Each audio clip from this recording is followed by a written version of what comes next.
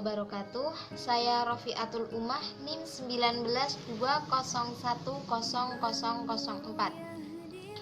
Kali ini akan membahas episode yang ketiga, yaitu kedudukan dan fungsi hadis terhadap Al-Quran. Kedudukan hadis terhadap Al-Quran yaitu yang pertama sebagai dalil Al-Quran. Dalam Al-Quran terdapat ayat yang menegaskan tentang kewajiban mengikuti Allah yang digandengkan dengan kewajiban mengikuti Rasulnya, yaitu terdapat pada Quran surat Ali Imran. A'udzubillahi minasyaitonirrajim. Bismillahirrahmanirrahim. Qul ati'ullaha war rasul fa in tawallau fa innallaha la yuhibbul kafirin.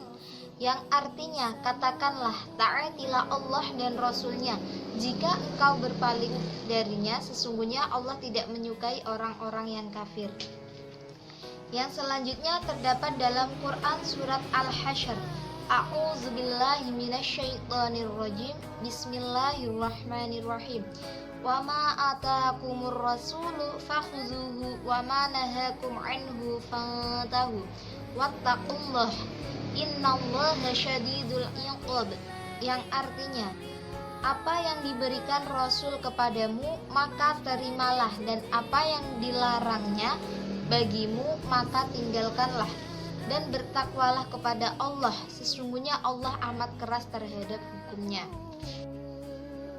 Yang kedua yaitu dalil hadis Rasulullah Shallallahu Alaihi Wasallam.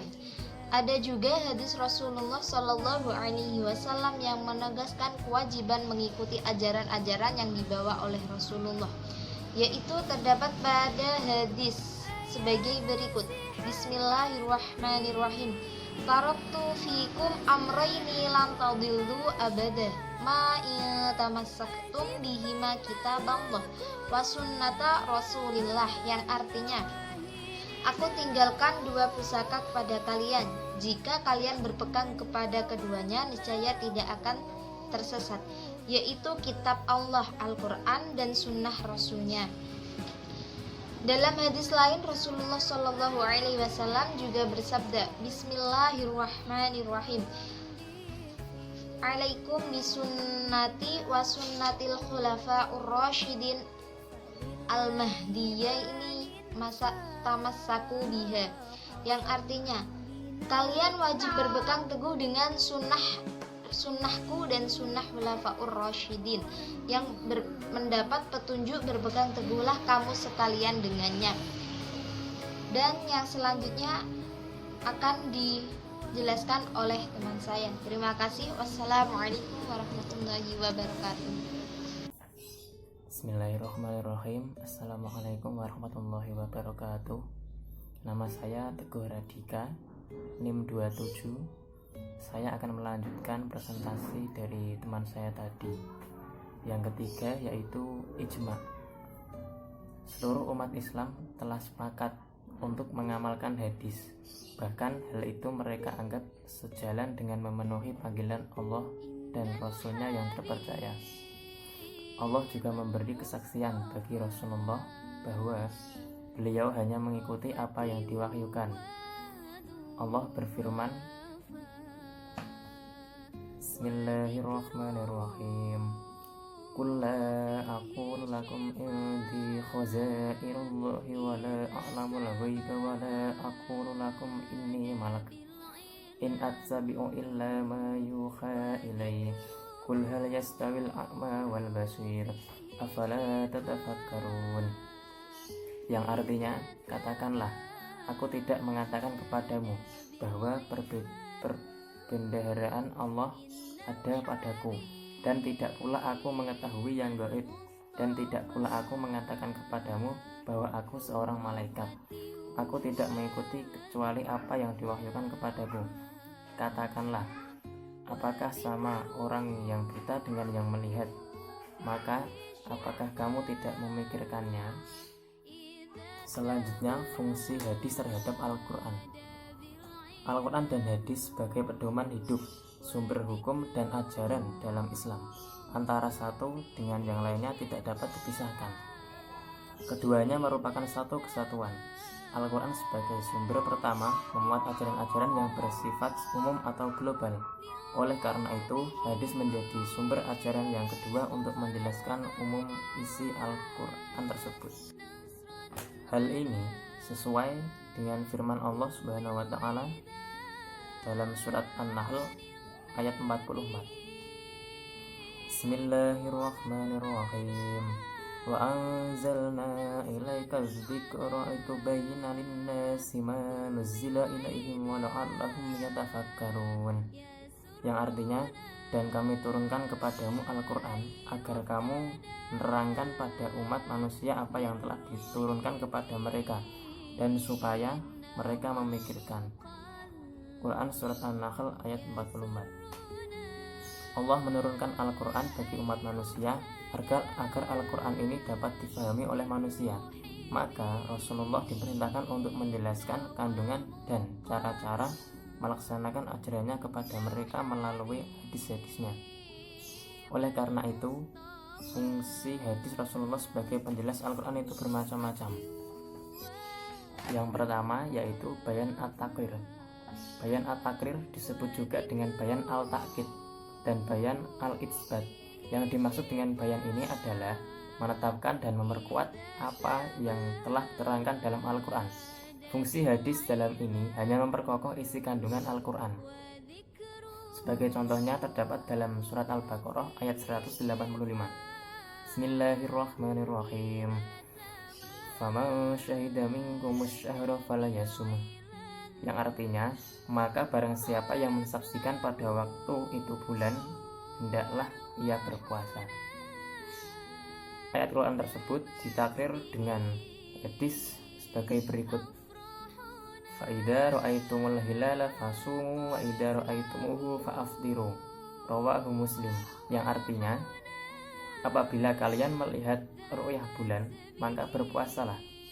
Juga apabila melihat ru'yah itu, maka berbukalah. Hadis riwayat Muslim. Selanjutnya akan disampaikan oleh teman saya.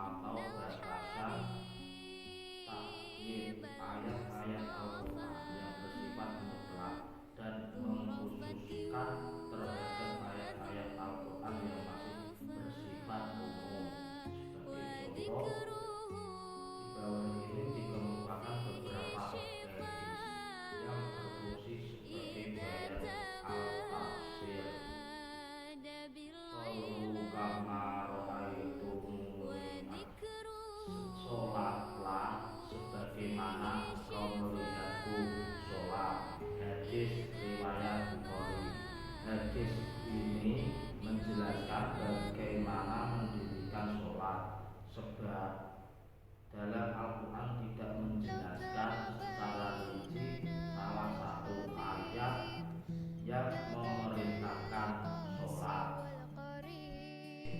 Bayan al-tasri. Yang dimaksud dengan bayan al-tasri adalah mewujudkan suatu hukum atau ajaran yang tidak didapati dalam Al-Quran, atau dalam Al-Quran hanya terdapat pokok-pokoknya saja.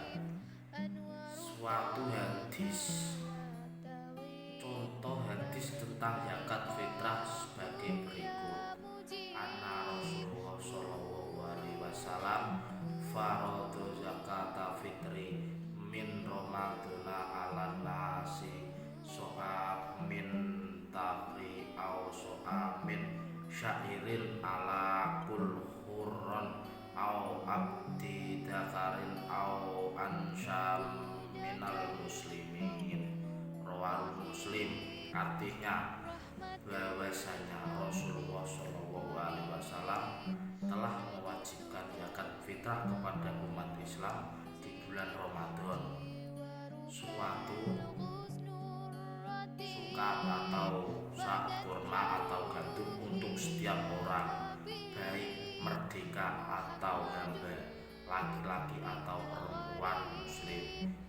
hadis riwayat Muslim. D. Bayan al-Naskho. Ketiga bayan yang pertama yang telah diuraikan di atas disepakati para ulama. Meskipun untuk bayan yang ketiga ada sedikit perbedaan yang terutama menyangkut definisi. Pengertiannya saja. Kata al-Naskho secara bahasa berarti ibtidah atau membatalkan, atau izalah atau menghilangkan, atau takwil atau memindahkan, dan taksir atau mengubah. Salah satu contoh yang bisa diajukan para ulama ialah hadis yang berbunyi lawas